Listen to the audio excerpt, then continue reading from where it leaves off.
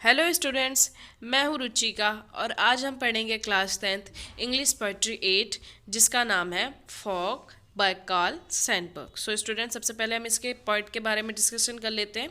6 जनवरी 1878 को बर्थ और 22 जुलाई 1967 को डेथ हुई थी इनकी। He was an American poet, biographer, journalist और एडिटर थे ये। और इन्होंने 3 पुलिट्जर का प्राइज़ जीते थे, जिसमें से 2 जो हैं वो पोइट्री के लिए और एक जो है इनको इब्राहिम लिंकन की इन्होंने बायोग्राफी लिखी थी उसके लिए मिला था। फॉग स्टूडेंट इन्होंने लिखी थी जिसमें ऑथर जो है अप्रिशिएट कर रहा है जो छोटे छोटे इवेंट्स होते हैं नेचर में उसको। और अब हम बात करते हैं कि पोएम में क्या है। About the poem, in this poem the poet compares the fog with the kitten because the kitten also comes with soft paws and without even giving any notice. Some is the case with fog. Fog approaches exactly in the same way. तो यहाँ पर क्या बात कर रहा है point कि जो किटन है, कैट है, उसका कंपैरिजन या फॉग का कंपैरिजन जो है किटन के साथ किया गया है, क्योंकि जो फॉग जो आया वो बिल्कुल बिना नोटिस के आता ही तो है। फॉग अगर कोहरा आता है तो नोटिस देके थोड़ी आता है। तो इस तरह जो किटन होती है वो भी नोटिस देके नहीं आती, बिल्कुल सॉफ्टली अपने पाँव से यानी पंजों से आती है और चुपचाप आके बैठ जाती है और चली जाती है, एग्जैक्टली जैसे फॉग आता है। स्टैंजा 1, स्टैंजा 1 ही है स्टूडेंट्स, इसमें एक ही स्टैंजा है। The fog comes on little cat feet, it's sits looking over harbor and sitting on silent houses and then moves on. Explanation: the poet says that the fog, which is generally seen during the winter season, is coming towards the city and the harbor just like a cat. Point कह रहा है student यहाँ पे कि fog जो है वो आज ज़्यादातर किस में आता है, विंटर में आता है, विंटर सीजन में आता है और सिटी में आकर बैठ जाता है। किस तरह बैठता है स्टूडेंट? जैसे एक झाड़ियों में बिल्ली बैठती है। This means that is approaching the city in a very silent manner so that no one can notice its arrival. और वो इतने साइलेंट मैनर में आता है फॉग कि कोई जो है उसको जान ही नहीं पाता। he refers to the poet, he has compared its arrival to that of a cat because a cat always enter a space silently.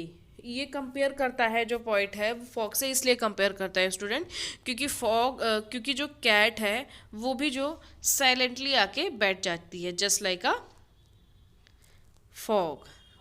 Next, he says that the fog has covered the whole of the city and harbor, and it appears as if it is sitting by, folding its leg and looking around just the way a cat does when it sits on the couches and looks around. At the end, he described the departure of the fog, which very silently and unpredictably. Again similarly to the departure of the cat. देखो student, यहाँ पे बात ये करी गई है कि जब सिटी में आता है फॉग तो फॉग जो है पूरा घेर लेता है सिटी को, बिल्कुल जैसे कहते नहीं है कि पूरी एक तरह से बैठ जाता है वो सिटी में।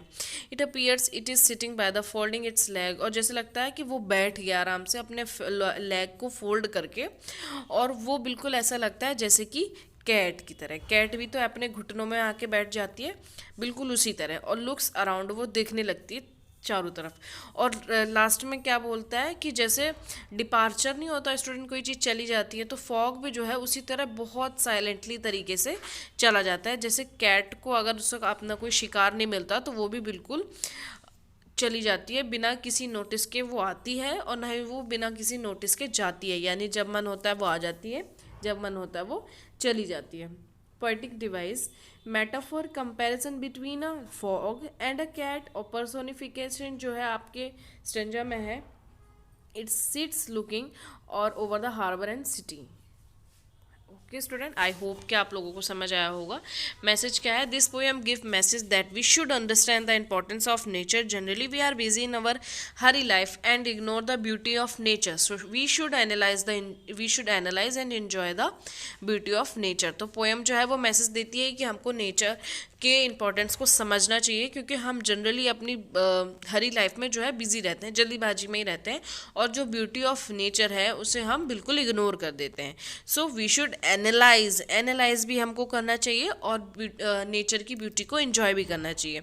Another thing is that the nothing is constant, everything is change with the passage of time.